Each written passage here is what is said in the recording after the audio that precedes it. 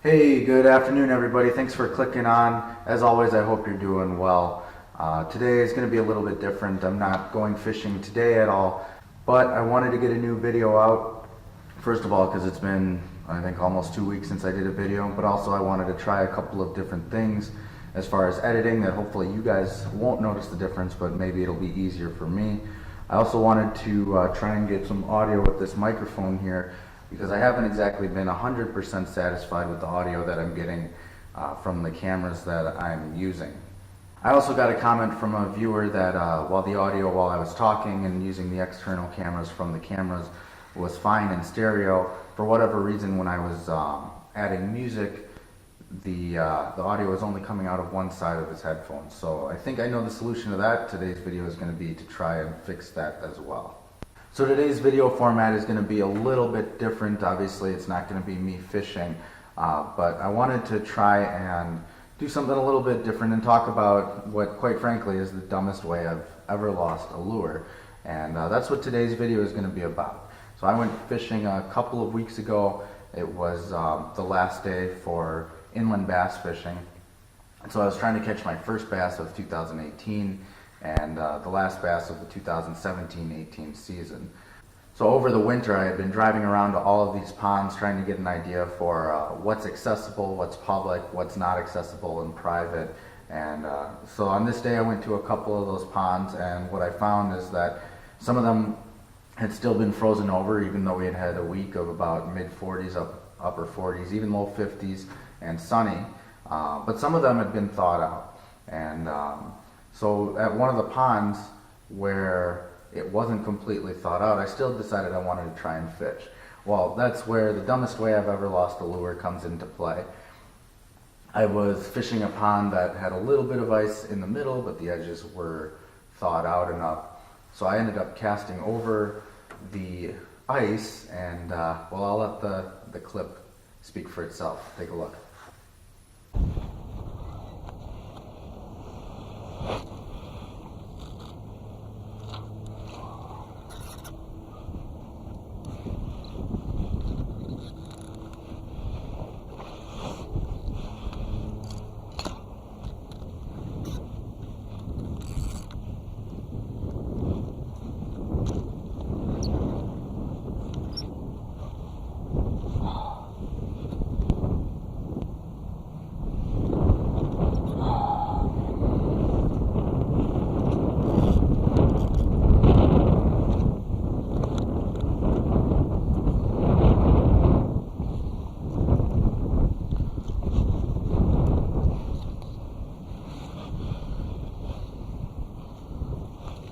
Well, that's a new one for me.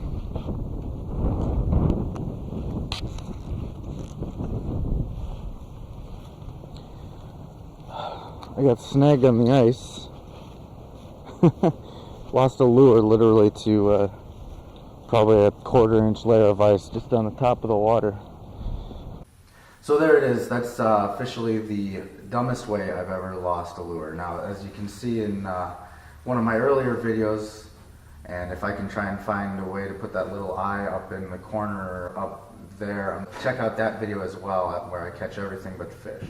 So you guys know I catch, all sorts of things: nets, rocks, trees, the other side of the river where there's concrete. So I'm good at getting snagged on things that don't involve catching fish. But this is the first for me. I officially have the dumbest way I've ever lost a lure, which is to ice. Now, that wouldn't be so bad if it had just happened once, but as you'll see in this next clip, it'll happen again. Take a look. Well, I don't know how well this is going to go, but just for kicks. Oh no.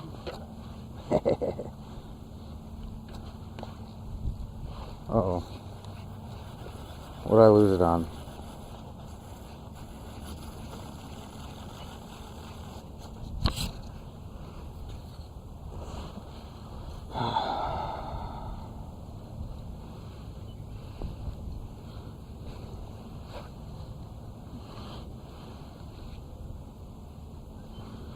Alright, looks like it's going to be a knot strength issue. Yeah, probably. Alright, so fool me once, shame on you. Fool me twice, I'm out of chatterbait. Yeah, that would have been bad enough if it just happened once, but it happened twice to me. I guess that's my own fault for being dumb and casting over the ice like that. But I did learn a couple of things on this trip. Number one, if a pond is small enough to thaw out in late February, early March, it's probably too small to be carrying any fish. And if it does have any fish, they probably all froze over the winter. As you can see in this clip right here of what I think is a dead catfish in that first pond that I showed you. Number two, what I learned is if the ice is too thin to walk on, that doesn't mean it's too thick and too strong to take your lure. Obviously that ice was thicker than my line was strong. And number three, speaking of strength, I obviously need to work on knot strength. As you can see in that second video, I was a little bit lazy with my knot. I think I was tying a uni knot onto that chatterbait, and I only did like 5 or 6 loops because it was cold. I was kind of in a rush, and I need to do a better job of focusing on what I'm doing and doing a better knot. So anyways, there it is, the dumbest way I've ever lost a lure, and it happened to me twice. If you've ever lost a lure in a really dumb way, or have some crazy story about losing a lure, leave a comment down below. I'd love to see it, love to hear it, and maybe you will help me feel not so dumb for the way I lost mine. Alright, so one more thing before I let you go. I want to give you guys an update on what's going on with the boat and how the casting platform is going. So I've got it almost completely framed out. This is obviously the bow of the boat. I'm going to be having storage for the anchor here and the battery here. Eventually, this is... Yes, I know which dessert you're talking about, sweetie.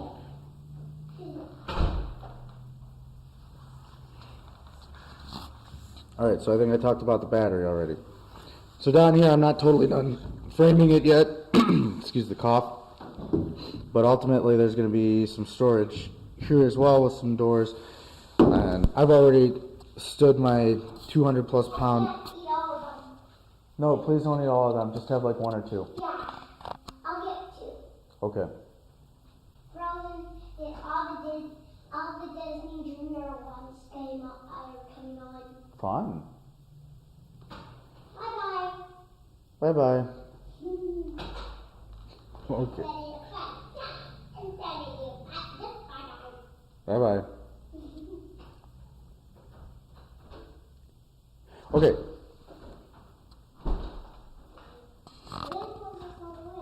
You got it. Okay, so anyways, this is going to be some storage for doors, obviously, and on the other side as well. I have stood my fat self up on here, and it seems to be sturdy just fine. Down here, a couple more doors where I'm probably going to just have enough room. In fact, I do just have enough room for some life jackets underneath here, but obviously the flooring here and some doors there. And then in back, I think what I'm going to end up doing, let me come around so that the light's a little bit better. I think what I'm going to end up doing is my little bench back here. I'm going to put a platform across here going all the way back, all the way. Bye. I'm going to put a plank all the way across, so I've got almost a little casting platform on the back of the boat as well. And then of course I've got my floors in here. I will throw a hinge on here, but I got a nice little entry there so I can see where the plug goes and see how we're draining and all that good stuff.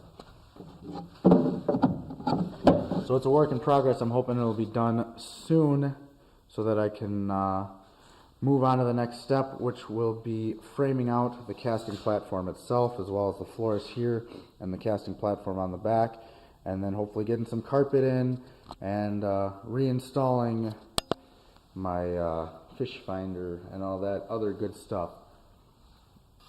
So thanks for clicking, thanks for watching this short video. I'm sorry there really hasn't been much fishing. Late February, early March, and now we're in middle March isn't exactly the best time for fishing in southeastern Wisconsin. But I promise the next video that I have will have a fish in it. So look forward to that. Stay tuned. As always, if you like what you're seeing, make sure you hit the big red button below to subscribe. If you don't like what you're seeing, drop a comment down below so I know what I can do better for you. And as always, I'll catch you next time. Thanks for watching. See ya.